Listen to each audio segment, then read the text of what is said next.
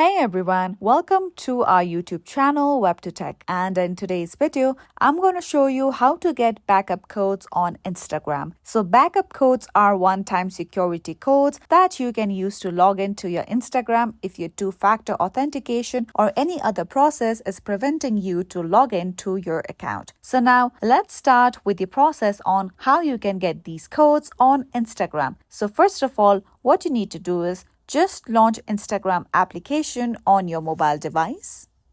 Now once you are here, make sure that you are logged on to your profile. Now just at the bottom right corner of your screen, you can see a circle icon with your profile picture on it right here. So just tap on it. With that, you'll come across your main profile of your Instagram account. Now at the top right corner, you'll see three lines icon. So just tap on it. Now you can see that I have been directly led to settings and activity page as I have a professional account. Now just at the top of your screen, you'll see the option of Account Center. So just tap on that option. Now once you are here under Account Settings, you'll come across the option of Password and Security. Tap on it. Now once you are here, you need to tap on the option of Two-Factor Authentication. So just tap on it.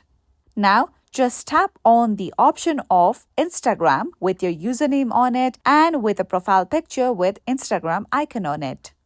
Now, once you are here on this page, you can see that my two-factor authentication is turned on. Now, simply select the option of Additional Methods that you see on top. Now, once you are here, you'll see the option of Backup Codes. So, simply tap on that option.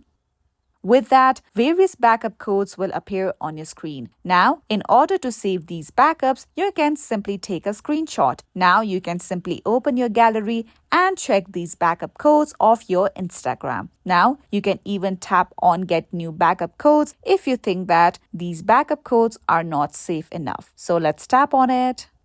Let's wait for some time.